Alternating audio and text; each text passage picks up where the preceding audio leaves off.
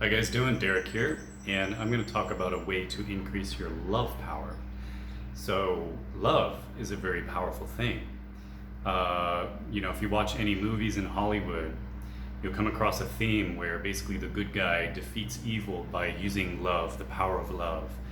I remember something comes to mind, Interstellar, the movie, like they search the ends of the universe or whatever, and they just find that like all that matters is love. It's because of love and all this, and it's like it repeats the theme throughout our movies and media and everything because it's so human and it's so it makes so much sense. Like that is the power that keeps us together. Uh, I personally never really sought a YouTube video in my self-improvement journey. I never sought out like how to love more. Like that's something I would seek out, like how to be more confident or like how to find my dream or something like this. But I never really sought like how to love more. But I think it's something we should all be seeking because love is so powerful. We know that. It covers so many wrongs. It's like love covers all wrongs. That's why it is preached like by Jesus, and it's like love your neighbor as yourself. He said, the golden rule, like do unto others as you'd have them do unto you. This sums up the law and the prophets. Like that's what he said. So it's like love people. Love is all there is.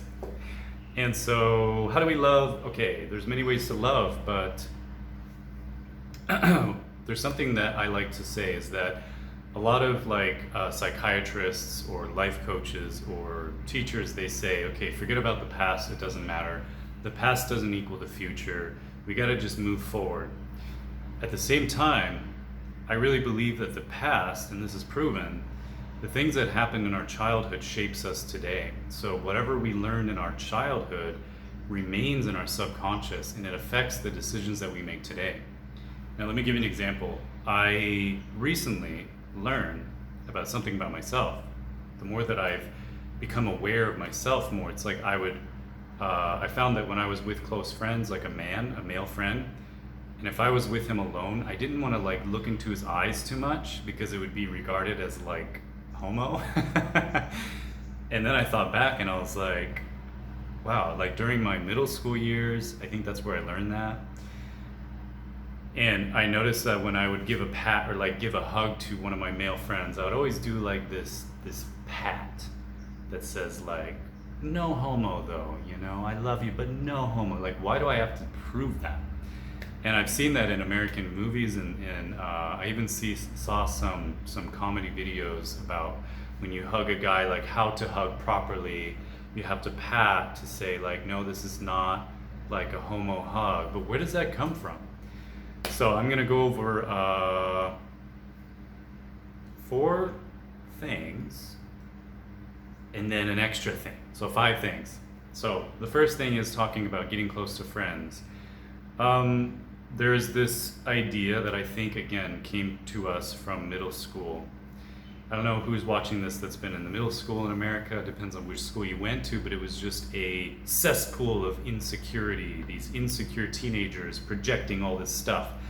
And we were projecting a lot of stuff that we learned from movies and from TV shows that were teaching us, like, you can't be too close to a male friend. If it's like 2 male friends, you don't want to be labeled as homo or as gay or something.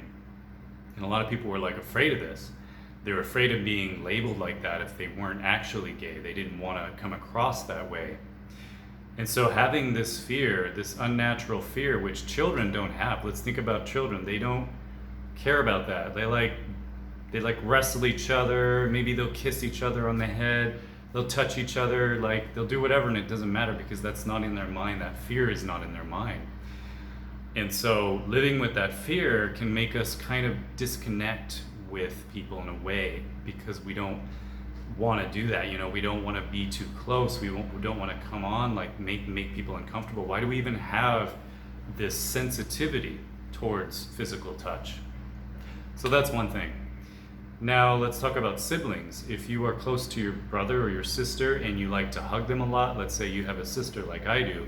I was never like hugging my sister too much. I was never like touching her on the arm and stuff because there was this thing in society that taught me that that's like not good or something, like because I'm afraid of being labeled as like like I'm what is it, inbreeder or something, like just this label. Okay, homo, inbreeder. Okay, let's go back. I was afraid to be too close to my mom. I felt like I didn't want to be labeled as a mama's boy. That's another label, mama's boy. It's like we're supposed to love our mothers, we're supposed to listen to our mothers. We can even call our mothers beautiful. I'm sure they would love that. And follow what they teach us and listen to them.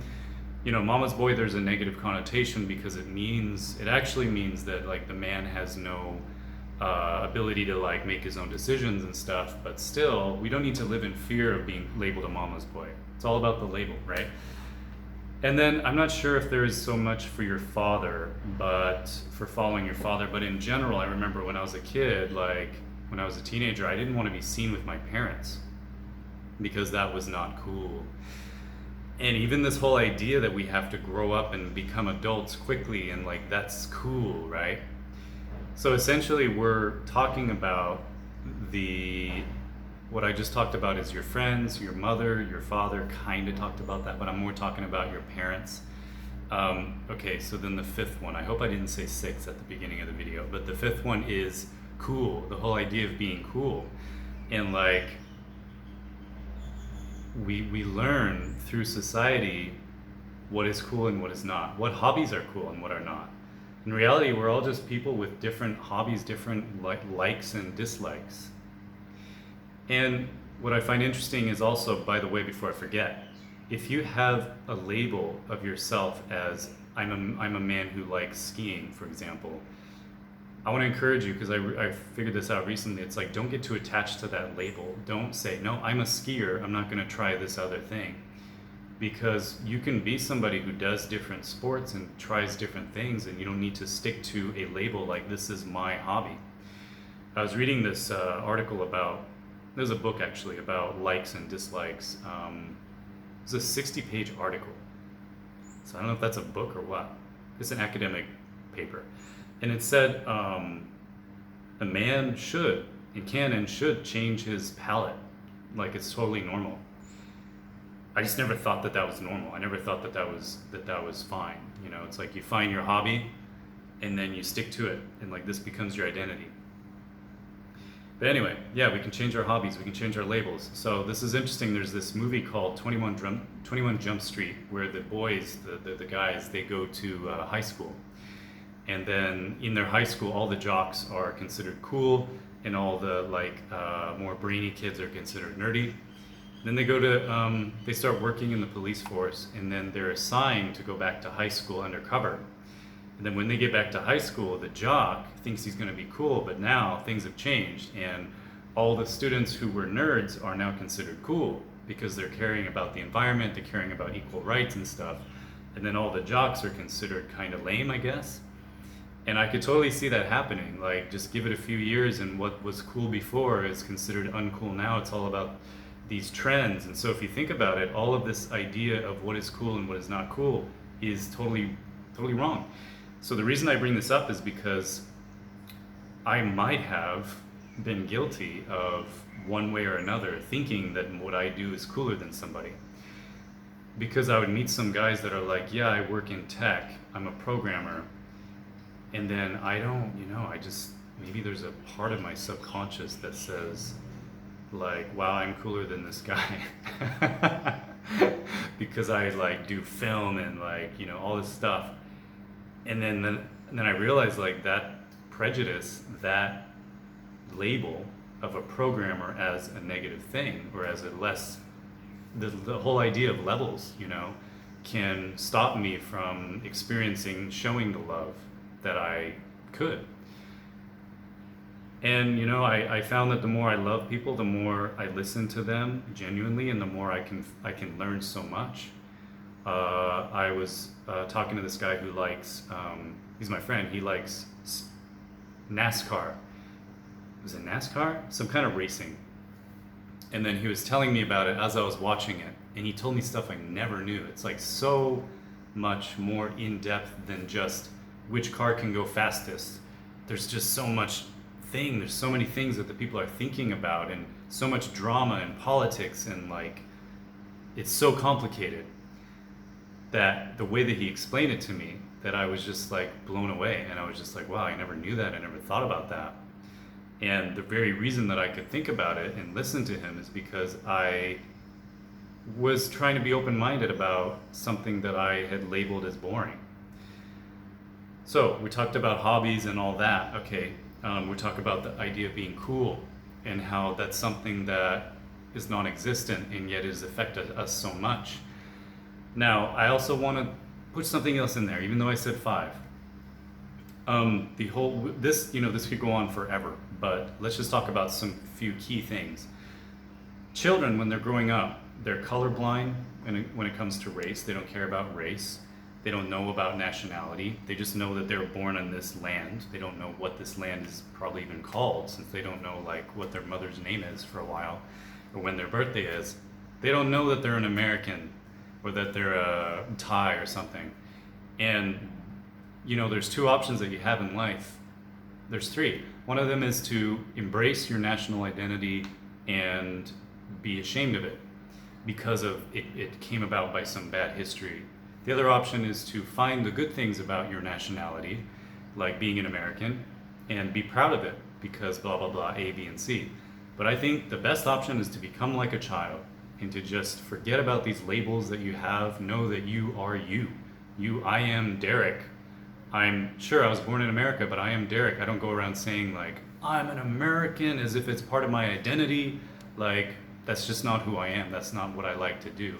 I am white. I mean, I should be proud of who I am. I don't care what my skin color is. And no, I'm not going to be ashamed of my skin color, my nationality, anything, because shame is the ultimate confidence killer. We don't want to live like that. Life is too short to be ashamed of yourself. I lived in Taiwan for a while, and I found that a lot of the media had a common theme where the movies and stuff, I would hear this message said like, wow, you're a Taiwanese man, you're strong, you must be strong like other Taiwanese men. And if you look at history, like Taiwan has been conquered because it's so small, it's just been conquered again and again, and it's like it's been colonized. And when people say something again and again, it's like they're trying to prove it. It means that they don't really believe it. And the general attitude there, it's like they kind of have this idea that they're weak. They have this feeling that they're weak because they're Taiwanese, because they're identifying with their nationality, and they're having trouble finding things to be proud of sometimes, I guess, with that. So then we got to question the whole, like, where does that come from, where we create our identity so tied closely with our nationality or our race? Okay, but the very simple answer is to become like children. The very simple answer is love, getting rid of labels, and just focusing on loving people, loving each other. Was there any other point? Yeah, back to the thing I said about psychology. It's like there's an option to just try to forget about your past. But again, your past shapes you right now. It shapes the very next word I'm going to say, my experiences as a child. So rather than rather than just trying to forget our past, it's better to try and go back to it, revisit it, and reshape it in a way that we look at the positives. We look at who we really are and not what society had told us. We unlearn the things that we had learned. And it's good to go back to, if you're interested in this particular topic that I'm talking about with labeling, it's good to go back to our teenage years and think back to, why were all those things taught to us? And, a lot of it came from like advertisers. I'm not a conspiracy theorist, but there's a conspiracy out there that in America, the communism has been like influenced in our culture for a long time. I don't know if it's like 50 years or what, but basically the more we are separated from our family and from each other, the less strong we are. So the more separated we are from, being close to our friends, being close to our family, being close to each other, the less power we have, the more vulnerable we are. And I notice that a lot in my culture when I compare it to other cultures. Like when I see the Mexican culture, they seem to be so much more united, at least within the family, So you could go down that road and you could try to figure it out. And I think we don't really need to do that, but we can understand that these labels didn't come from us. We really have to think like, when we believe something, we can ask the question, did this belief come from me or did it come from something outside coming in? And so yeah, I hope that was of value, guys, and thank you for watching. Please like, subscribe, comment. If you have any ideas that you want me to talk about in the next one, let me know, and have a good one. Thanks.